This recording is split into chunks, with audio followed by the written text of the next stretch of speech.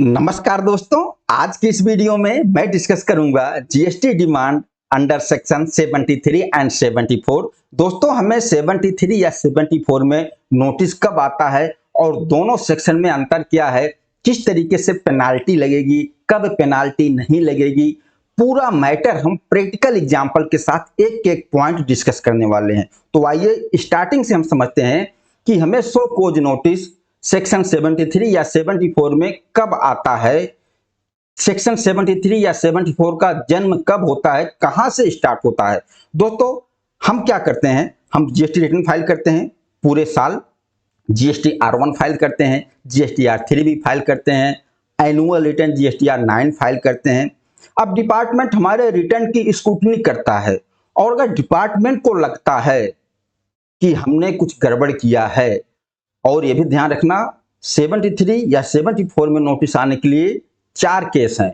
अगर डिपार्टमेंट को लगता है ये 4 केस कौन कौन से, non payment of tax, short payment of tax, erroneous refund, ITC wrongly availed and utilization, अगर ये 4 मैटर डिपार्टमेंट को लगता है, इसमें से कोई भी मैटर है, तो फिर डिपार्टमेंट आपको सेक्शन 73 या 74 में नोटिस भेज देता है। ओके, अब ये चारों पॉइंट जो हमने समझा सेक्शन 73, 74 में, इनका मतलब क्या होगा, इस चीज को भी हम समझने वाले हैं। और अगर आपने टैक्स कलेक्ट किया है, कस्टमर से टैक्स आपने कलेक्ट किया और डिपार्टमेंट को पेमेंट नहीं किया, तो आपको सेक्शन 76 में नोटिस आ सकता है। फिर 73 या 74 में नहीं आएगा, 76 में नोटिस आएगा। तो यहां पर नॉन पेमेंट का क्या मतलब है, नॉन पेमेंट का मतलब हुआ कि not collect tax and not paid, आपने कस्टमर से टैक्स कलेक्ट भी नहीं किया और डिपार्टमेंट को पेमेंट भी नहीं किया। आपने कस्टमर को जैसे गुड्स की सप्लाई किया, टैक्सेबल वैल्यू 1 लाख, लेकिन आपको लगा कि यह गुड्स तो एग्जेम्प्ट है, इस पर जीएसटी लगता नहीं, और आपने कस्टमर से जीएसटी कलेक्ट नहीं किया, लेकिन उस गुड्स पर जीएसटी लगता था, 18% के रेट के हिसाब से जीएसटी लगता था, जबकि 18,000 डिपार्टमेंट को पेमेंट करना था, लेकिन आपने नहीं किया। यह नॉन पेमेंट का केस आएगा। या ऐसा भी केस हो सकता है कि आपने विदाउट बिल बनाए गुड्स की सप्लाई कर दिया, ना बिल बनाया, ना टैक्स कलेक्ट किया, ना पेमेंट किया, ये भी नॉन पेमेंट में आ जाएगा। अब शॉर्ट पेमेंट का क्या मतलब हुआ, शॉर्ट पेमेंट का मतलब हुआ जैसे आपने कस्टमर को 1 लाख गुड्स का सेल किया और उस पर 18% जीएसटी रेट था, मतलब कि 18,000 जीएसटी बनता था, लेकिन आपने कस्टमर से 12% जीएसटी के हिसाब से 12,000 कलेक्ट किया और डिपार्टमेंट को आपने 12,000 पेमेंट कर दिया। यहां पर आपने शॉर्ट पेमेंट किया, कितना, 6,000 का शॉर्ट पेमेंट किया, तो यह हो गया शॉर्ट पेमेंट। और इरोनियस रिफंड का क्या मैटर हुआ, इरोनियस रिफंड में रिफंड हम क्लेम करते हैं, जैसे जीरो रेटेड सप्लाई करते हैं, जीरो रेटेड सप्लाई के केस में हम रिफंड क्लेम करते हैं। अगर आपने ज्यादा रिफंड ले लिया, आपने डिपार्टमेंट को कुछ इंफॉर्मेशन दिया, जैसे प्रोविजनल रिफंड आपने लिया जीरो रेटेड सप्लाई के केस में, और जितना रिफंड आपका बनता था उससे ज्यादा रिफंड आपने ले लिया, गलत इंफॉर्मेशन देकर रिफंड ले लिया, जितना रिफंड आपका बनता ही नहीं था आपने उतना रिफंड क्लेम कर लिया, बाद में डिपार्टमेंट को पता चलता है कि आपने गलत तरीके से रिफंड ज्यादा ले लिया, फिर यहां इसको इरोनियस रिफंड का केस माना जाएगा। और सबसे पॉपुलर टॉपिक रॉन्गली अवेल्ड और यूटिलाइजेशन ऑफ आईटीसी, आपने आईटीसी ज्यादा क्लेम कर लेते हो या गलत तरीके से आईटीसी क्लेम कर लेते हो, या प्रोविजन नहीं फॉलो करते हो आईटीसी का, फिर भी आईटीसी क्लेम कर लेते हो, रॉन्गली आईटीसी अवेल्ड करके यूटिलाइज कर लेते हो, तो इस केस में भी आपको सेक्शन 73 या 74 में नोटिस आ सकता है। यहां पर ध्यान देना, आपने अगर अवेल्ड भी किया है, यूटिलाइज नहीं किया है, अवेल्ड भी किया है, जीएसटी का प्रोविजन नहीं फॉलो किया है, फिर भी आपको सेक्शन 73 या 74 में नोटिस आ जाएगा। ओके, यह मैटर क्लियर हुआ। अब यह हम सोचते हैं कि सेक्शन 73 में कब नोटिस आएगा या 74 में कब नोटिस आएगा। 73 में कब नोटिस आता है, 73 का केस का मतलब हो गया अदर देन फ्रॉड। अगर डिपार्टमेंट को लगता है कि आपसे जो अपराध हुआ है यह आपने जानबूझकर नहीं किया है, यह आपसे गलती सी हो गया है, अदर देन फ्रॉड, आपका मतलब आपका मकसद फ्रॉड करने का नहीं था। फिर सेक्शन 73 में नोटिस आता है। और 74 में नोटिस कब आता है? 74 का मतलब कि फ्रॉड, डिपार्टमेंट को लगता है कि अपराध आपने जानबूझकर किया है, आपने बिल्कुल फ्रॉड किया है, आपका मकसद ही फ्रॉड करने का था। फिर सेक्शन 74 में नोटिस आ जाएगा। अब 74 में नोटिस आएगा या 73 में नोटिस आएगा, दोनों में अंतर क्या होगा आगे हम देखने वाले हैं। बहुत बड़ा अंतर होता है, जमीन आसमान का अंतर होगा। क्यों? अभी आगे हम समझने वाले हैं कि दोनों में अंतर क्या होगा। 74 में आपने फ्रॉड किया, wilful misstatement, suppression of facts, contravention of any provision, fraud वाले केस हैं, ये सब किया तो आप फ्रॉड के केस में आ जाओगे सेक्शन 74 में। ओके, अब हम समझते हैं कि सेक्शन 73 74 में नोटिस आने का कुछ बेसिक पॉइंट क्या है, जिसे डिपार्टमेंट आपको एससीएन इशू करता है, चाहे 73 में इशू करे या 74 में इशू करे। लेकिन एससीएन में पूरा रीजन डिपार्टमेंट आपको बताएगा, रीजन बताना पड़ेगा कि एससीएन में जो डिमांड आपसे रेज किया जा रहा है, क्यों रेज किया जा रहा है, पूरा मैटर उसमें बताना पड़ेगा। सुपोज नोटिस में पूरा ग्राउंड दिखाना पड़ेगा, ऐसे नहीं कि सिर्फ नोटिस से भेज दिया। ओके, अब हम यह समझते हैं कि 73 या 74 में नोटिस किस में आएगा। देखो, अगर आपका मैटर 73 वाला है तो सेक्शन 73 सब सेक्शन 1 में नोटिस आता है। ओके, लेकिन देखिए अच्छी बात यह है कि डायरेक्ट सेक्शन 73 सब सेक्शन 1 में नोटिस आने से पहले हमें इन्फॉर्म किया जाता है, जो कि हम पेमेंट करते हैं सेक्शन 73 सब सेक्शन 5 में, जिसको वॉलेंटरी पेमेंट ऑफ टैक्स बोलते हैं, बिफोर सो कोज नोटिस। मतलब सो कोज नोटिस आने से पहले भी हम बच सकते हैं इस पेमेंट को करके, और वह पेमेंट हमारा सेक्शन 73 सब सेक्शन 5 में होगा अगर हमारा 73 का केस बनता है। जैसे हमारा मैटर 73 वाला है, लेकिन डिपार्टमेंट सो कोज नोटिस भेजने से पहले आपको एक इंटीमेशन भेज देता है, जो हमने पहले डिस्कस किया था, DRC 01A एक इंटीमेशन भेज देगा कि भैया इतना टैक्स, इतना इंटरेस्ट, इतना पेनाल्टी आपके ऊपर लायबिलिटी बनती है, आप पेमेंट कर दो। आपको एक इंटीमेशन भेजा है, आपको नोटिस नहीं भेजा है, या तो डिपार्टमेंट ने इंटीमेशन भेजा, या आपको खुद ही पता चलता है कि आपसे ये गलती हो गई है, इतना टैक्स, इतना इंटरेस्ट आपका बनता है, तो आप खुद से पेमेंट कर देते हो। सो कोज नोटिस इश्यू होने से पहले अगर आप खुद ही टैक्स और इंटरेस्ट का पेमेंट कर देते हो और डिपार्टमेंट को इन्फॉर्म कर देते हो कि आपने यह पेमेंट कर दिया है, तो आपके खिलाफ कोई सो कोज नोटिस इशू नहीं होगा और आपको कोई पेनाल्टी भी नहीं लगेगी। ये भी ध्यान देना, अगर सेक्शन 73 सब सेक्शन 5 में आप वॉलेंटरी पेमेंट करते हो तो सिर्फ टैक्स और इंटरेस्ट का ही पेमेंट करना है, कोई पेनाल्टी नहीं लगेगी और आगे आपके खिलाफ कोई सो कोज नोटिस भी इशू नहीं होगा। मतलब आपका केस रजिस्टर्ड ही नहीं होगा, यहीं पर मामला खत्म हो जाएगा। हाँ, अगर आपने पूरा पेमेंट नहीं किया है, कुछ पेमेंट बाकी है, तो जो डिफरेंस होगा, डिफरेंशियल अमाउंट के लिए आपको सो कोज नोटिस इशू हो सकता है। ओके, चलिए ठीक है, मान लेते हैं कि हमने सेक्शन 73 सब सेक्शन 5 में वॉलेंटरी पेमेंट नहीं किया, या डिपार्टमेंट ने इंटीमेशन भेजा, हमने रिप्लाई भी नहीं किया, अब हमें नोटिस आ जाता है। हमें नोटिस आ जाता है, नोटिस किस में आएगा? सेक्शन 73 सब सेक्शन 1 में नोटिस आएगा। अगर इसमें नोटिस आता है तो हमारा केस अदर देन फ्रॉड वाला है, अदर देन के फ्रॉड के केस में हमें सो कोज नोटिस आ जाता है। लेकिन यह नोटिस कब तक आ सकता है, इसकी टाइम लिमिट क्या है? देखो, सेक्शन 73 का अगर केस होगा, 73 में 2 years and 9 month, कहां से? Due date of filing annual return. Annual return की ड्यू डेट की जो फाइलिंग रिटर्न, जो एनुअल रिटर्न की फाइलिंग की जो ड्यू डेट होगी, वहां से 2 years and 9 month में आपको सो कोज नोटिस आ सकता है। और ऑर्डर पास करने का टाइम लिमिट क्या है? 3 years। जो एनुअल रिटर्न फाइलिंग का ड्यू डेट होगा वहां से 3 years, ये है सो कोज नोटिस आने का ड्यू डेट या ऑर्डर पास करने का ड्यू डेट। अगर इस टाइम लिमिट के अंदर 2 years and 9 month के अंदर आपको सेक्शन 73 में नोटिस नहीं आया, तो फिर आपको नोटिस नहीं आ सकता।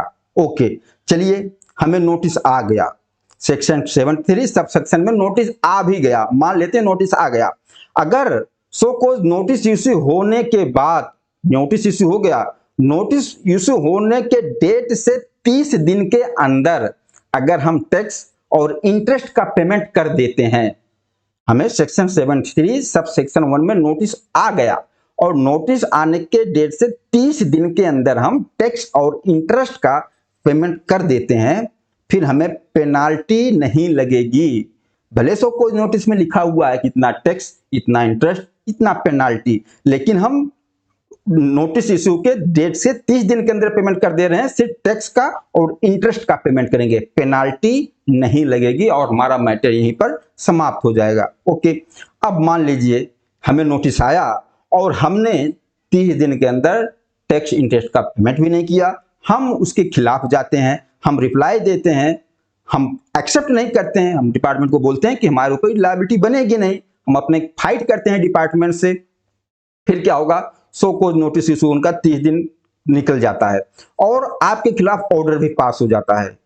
ऑर्डर पास हो जाने के बाद या नोटिस आने के 30 डेज के बाद आप पेमेंट करते हो, फिर आपको पेनाल्टी लगेगी। कितना पेनाल्टी लगेगी? 10% ऑफ टैक्स अमाउंट या 10,000, इसमें से जो ज्यादा होगा वह आपके ऊपर पेनाल्टी लग जाएगी। अगर आपका केस सेक्शन 73 सब सेक्शन 1 वाला है तो अगर ऑर्डर भी पास होता है तो पेनाल्टी बस इतनी ही, कितना?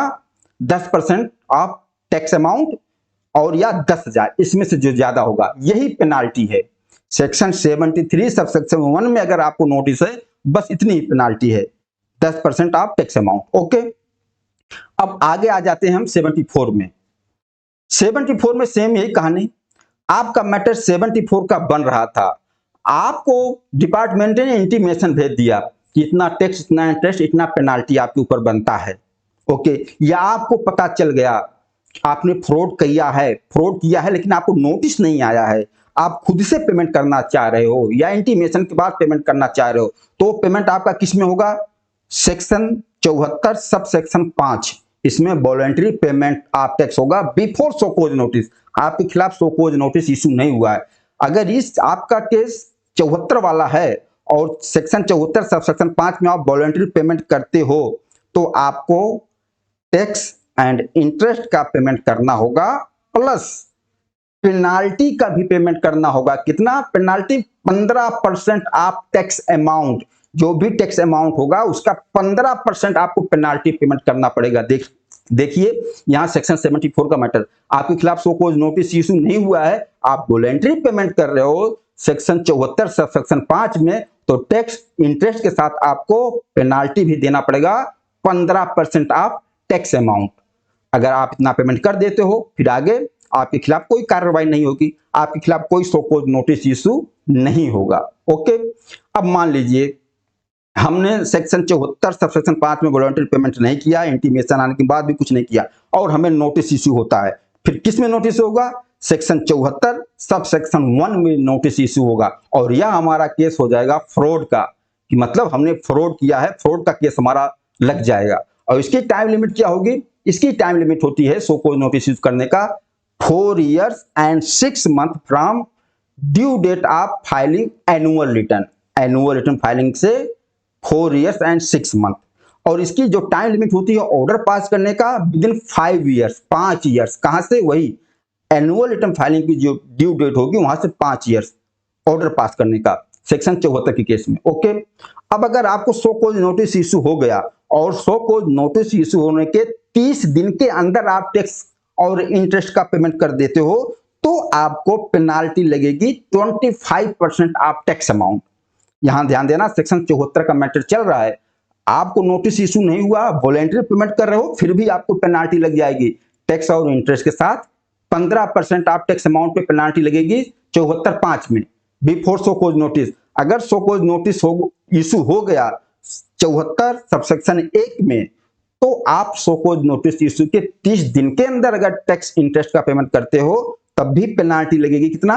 25% ऑफ टैक्स अमाउंट। ओके, अब मान लीजिए आप पेमेंट नहीं करते हो, 30 दिन के अंदर पेमेंट नहीं करते हो, आप फाइट करते हो, भाई जवाब देते हो, आपको नहीं पेमेंट, आपका आप बोलते हो डिपार्टमेंट से कि आपका फ्रॉड का केस नहीं है, आप नहीं पेमेंट करते 30 दिन के अंदर, आप फाइट करते हो शो कॉज नोटिस को। अब क्या होता है, अगर शो कॉज नोटिस इशू के 30 दिन के बाद आप पेमेंट करते हो या order, final order, demand order pass हो जाता है, ऑर्डर पास होने के बाद आप पेमेंट करते हो, फिर पेनाल्टी कितनी, 100% आप टैक्स अमाउंट, फिर तो आपको 100% आप टैक्स अमाउंट की पेनाल्टी लगेगी अगर सेक्शन 74 सब सेक्शन 1 में आपके खिलाफ डिमांड फाइनल ऑर्डर पास हो गया। ओके, अब देखिए सेक्शन 74 कितना खतरनाक है, यहां हम पेनाल्टी से कहीं नहीं बच रहे हैं, हर जगह हमें पेनाल्टी लग रही है। ओके, अगर आपके खिलाफ 74 में फाइनल ऑर्डर पास हो जाता है तो पेनाल्टी 100% आप टैक्स अमाउंट। लेकिन एक चीज यहां और है, ये भी समझना, यहां पर गवर्नमेंट बोलती है ठीक है आपके खिलाफ सेक्शन 74 सब सेक्शन 1 में फाइनल ऑर्डर भी पास हो गया है। अब जिस डेट को फाइनल ऑर्डर पास हुआ है, फाइनल ऑर्डर पास होने के अगर 30 दिन के अंदर आप टैक्स और इंटरेस्ट का पेमेंट करते हो, फाइनल ऑर्डर पास हो गया, पास होने के 30 डेज के अंदर भी पेमेंट करते हो तो टैक्स इंटरेस्ट फिर आपको पेनाल्टी 50% देना होगा। इस चीज को भी समझना, यहां पर ये भी चीज है कि अगर आपको फाइनल ऑर्डर पास हुआ फिर तो वहां आपकी पेनाल्टी लग गई 100% आप टैक्स अमाउंट, लेकिन फाइनल ऑर्डर पास हुआ, फाइनल ऑर्डर पास होने के 30 दिन के अंदर आप पेमेंट कर रहे हो, फिर आपको पेनाल्टी 50% आप टैक्स अमाउंट देना पड़ेगा। यह भी एक थोड़ा सा रियायत दिया हुआ है गवर्नमेंट ने। अब यहां पर समझ में आ गया सेक्शन 73 और सेक्शन 74 में अगर आपका केस लगता है तो कितना बड़ा फर्क है। सेक्शन 73 में हो तो आपने अगर वॉलंटरी पेमेंट किया है तो कोई पेनाल्टी नहीं, अगर नोटिस आपको इश्यू हो गया उसके 30 दिन के अंदर भी पेमेंट कर देते हो तब भी कोई पेनाल्टी नहीं। अगर आपके खिलाफ फाइनल ऑर्डर पास हो जाता है सेक्शन 73 में तो भी आपको टैक्स अमाउंट का 10% या 10,000 इसमें से ज्यादा होगा, बस यही पेनाल्टी है। और सेक्शन 74 में अगर आपका केस आता है तो भी आप पेनाल्टी से बच ही नहीं रहे हो। अगर आपका सेक्शन 74 में केस लगने वाला है, आपने वॉलंटरी पेमेंट किया 74 सब सेक्शन 5 में, तब भी आपको पेनाल्टी 15% आप टैक्स अमाउंट देना है। नोटिस इश्यू हो गया और उसके 30 दिन के अंदर आप पेमेंट कर रहे हो फिर भी 25% आप टैक्स अमाउंट का आपको पेनाल्टी देना है। अगर नोटिस इश्यू हो जाने के बाद 30 दिन के बाद आप पेमेंट करते हो या ऑर्डर, फाइनल ऑर्डर पास हो जाता है, फिर तो पेनाल्टी आपका 100% आप टैक्स अमाउंट हो जाता है। मतलब सेक्शन 74 में आप पेनाल्टी से नहीं बचोगे, आपका पेनाल्टी का एक 15%, 25%, 100% ये चल रहा है पेनाल्टी का आपका रेट 74 में, जिस तरीके से हमने डिस्कस किया। अब एक हम प्रैक्टिकल एग्जांपल ले लेते हैं सेक्शन 73 और 74 की पेनाल्टी का। देखिए जो भी हमने ऊपर डिस्कस किया, हम एक एग्जांपल ले रहे हैं, हमारा केस शॉर्ट पेमेंट का केस है। मान लीजिए 10 लाख अमाउंट का शॉर्ट पेमेंट का केस है। कितना टैक्स अमाउंट हमारा, 10 लाख। अब यहां पर दो पर्सन है, एक मिस्टर वाई है जो कि कस्टमर है सेक्शन 73 वाले, मतलब इनके ऊपर 73 का नोटिस है, और दूसरे कस्टमर हमारे हैं मिस्टर जेड, ये सेक्शन 74 के अंदर है। अब पहला case, tax interest paid before show cause notice. अगर टैक्स और इंटरेस्ट का पेमेंट किया जाता है शो कॉज नोटिस इश्यू होने से पहले, तो मिस्टर वाई जो सेक्शन 73 वाले हैं, नो पेनाल्टी, कोई पेनाल्टी नहीं। और यही केस मिस्टर जेड 74 में है, इनको पेमेंट करना पड़ेगा कितना, 15%। तो 10 लाख का 15% 1.5 लाख की पेनाल्टी पेमेंट करना पड़ जाएगा अगर 74 वाले में है, शो कॉज नोटिस इश्यू होने से पहले पेमेंट करें, जो ऊपर हमने डिस्कस किया। सेकंड केस, अगर टैक्स इंटरेस्ट का पेमेंट करते हैं 30 डेज के अंदर शो कॉज नोटिस होने के बाद, इश्यू होने के बाद, 73 वाला केस है जैसे मिस्टर वाई, नो पेनाल्टी, तभी कोई पेनाल्टी इनको नहीं देनी है। और वहीं पर मिस्टर जेड है 74 वाले, अगर show cause notice section 74 sub section 1 में हो गया और इश्यू होने के 30 दिन के अंदर भी पेमेंट कर रहे हैं, फिर भी इनको 25% पेनाल्टी देनी पड़ेगी, मतलब 10 लाख का 25%, 2.5 लाख की पेनाल्टी देनी पड़ेगी। तीसरा केस, अदर केस, अगर 30 दिन के शो कॉज नोटिस इश्यू होने के 30 दिन के बाद हम पेमेंट करते हैं या फाइनल ऑर्डर इश्यू हो जाने के बाद पेमेंट करते हैं, अगर आप सेक्शन 73 में हो तो आपका टैक्स अमाउंट का 10% या 10,000 इसमें से जो ज्यादा होगा, तो 10 लाख का 10% 1 लाख। 73 में केस फाइनल ऑर्डर भी पास हुआ, सिर्फ 10 लाख के ऊपर 1 लाख की पेनाल्टी लग रही है। वहीं पर जो मिस्टर जेड है 74 में, इनके ऊपर 100% पेनाल्टी आप टैक्स अमाउंट, तो 10 लाख का 100% 10 लाख की पेनाल्टी। तो ये देखिए दोनों में कंपेयर कीजिए, अगर आपका केस 73 में है या 74 में है, तो पेनाल्टी में ही कितना बड़ा डिफरेंस आपको नजर आ रहा है, पेनाल्टी में ही कितना बड़ा अंतर है, कितना बड़ा पेनाल्टी में फर्क पड़ रहा है। अगर 73 या 74 में जो इंटरेस्ट लगेगा, इंटरेस्ट के लिए हमने पढ़ा है section 50 sub section 1, section 50 sub section 3, इससे पहले हमने इंटरेस्ट का भी पढ़ा था, तो इंटरेस्ट उस हिसाब से लगेगा। तो दोस्तों मुझे उम्मीद है कि सेक्शन 73 या 74 में आपका केस किस तरीके से लगेगा, किस तरीके से नोटिस आएगी और पेनाल्टी किस तरीके से लगेगी, हमने पूरा प्रैक्टिकल एग्जाम्पल के साथ एक एक पॉइंट डिस्कस कर लिया। और अगली वीडियो में हम डिस्कस करेंगे सेक्शन 76 वाला। 76 के बाद हम फिर रिकवरी का भी डिस्कस करेंगे कि अगर हमने पेमेंट नहीं किया तो रिकवरी का क्या प्रोसीजर होता है, रिकवरी कैसे होती है। तो दोस्तों इस वीडियो के बारे में बताना, यह वीडियो आप लोगों को कैसा लगा। नमस्कार, धन्यवाद।